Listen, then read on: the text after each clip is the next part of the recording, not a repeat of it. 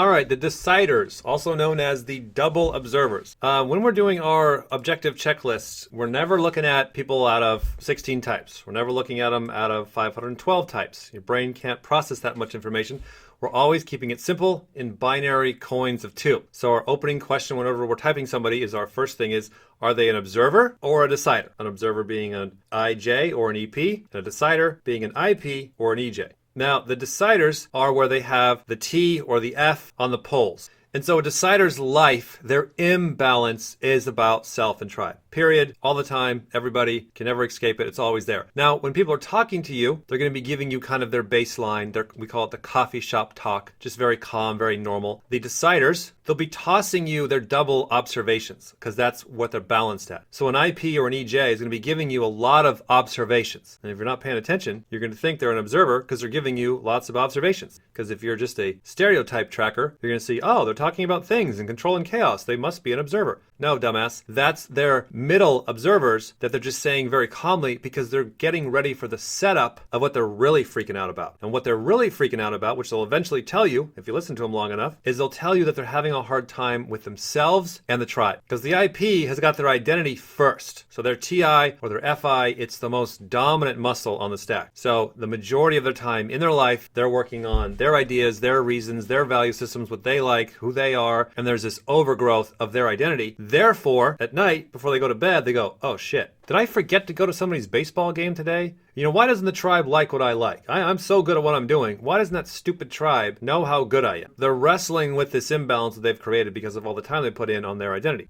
Now the EJ balances out the universe for the IP and they're on the other side of the spectrum. The EJ with the TE or the FE at the top, all they're doing all day is running around pleasing everyone. Extroverted decider first. So they're trying to get tribe validation. They're trying to get their identity met through pleasing everybody else. I'm just classic martyr, killing themselves, leaving nothing left for themselves. Then finally once a week, once a day, whatever, they'll have enough quiet time. Maybe they're alone for a drive. They're going to bed. They're waking up. They're in the shower. And they'll finally go, gosh, who am I? Well, what am I doing in life? Why should anybody like me? I don't even like me. I don't even have anything to my name. I run around and I do everything for everybody. Nobody cares. Nobody appreciates it. They get what they want. They move up in life. I'm now exhausted, spent everything I have, and I got nothing. And so that's the swing of the EJ. So the EJ is constantly comparing themselves and the tribe, and the IP is comparing the tribe and themselves, and they're caught in this spiral of decisions. Now, as I mentioned, they're relatively calm on observations. They're not going to get all in with you on the Illuminati conspiracies. They're not going to care that much about UFOs, and I don't take that literally. They're not going down spooky lane that there's weird, missing information. They are calm on, they can take in the facts through their sensory, whether they're SE or they're SI, which they have second or third, and they can understand what's going on just fine with their NI or NE, which is second or third. And of course, one of those is a savior, one is a demon, but it's in a relative 60-40 ratio compared to their 90-10 of their pole functions. And so they don't get the large, life-debilitating freak out over observations like the observers do.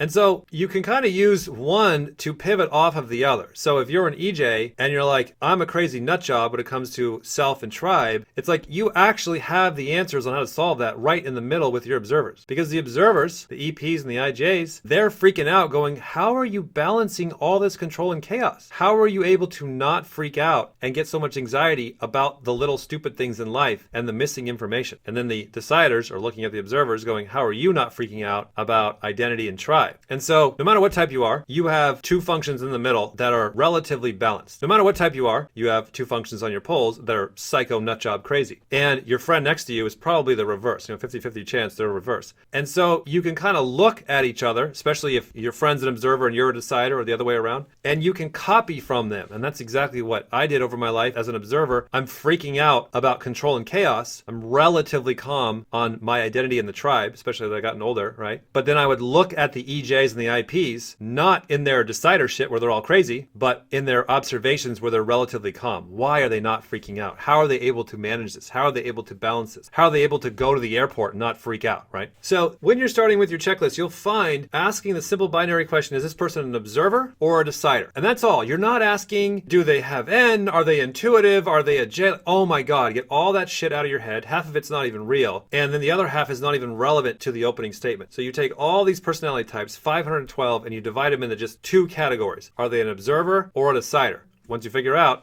that this person is a decider, you now go, okay, they're either an IP or an EJ. And that's the next binary coin you ask. And so you now ask, are they having people problems because their identity is over dominant and they're screwing over the tribe? Or is it the other way around, that they're caring for the tribe too much and screwing over themselves? And you ask that question, get to know the person for a while, and then that answer will start to come to you. And then from there, you can start whittling it down. So this is something you can really see and look at if you're watching yourself and then watching those around you, and really keep asking, is this person freaking out about things, or are they freaking out about people? And then when they're freaking out about people, you can narrow in, is that self above tribe or tribe above self? And then you should see that with the cross checks, that therefore, if they are a decider, then they're going to be relatively calm in their observations. So the more you get to know these parts, the more they kind of all fit together.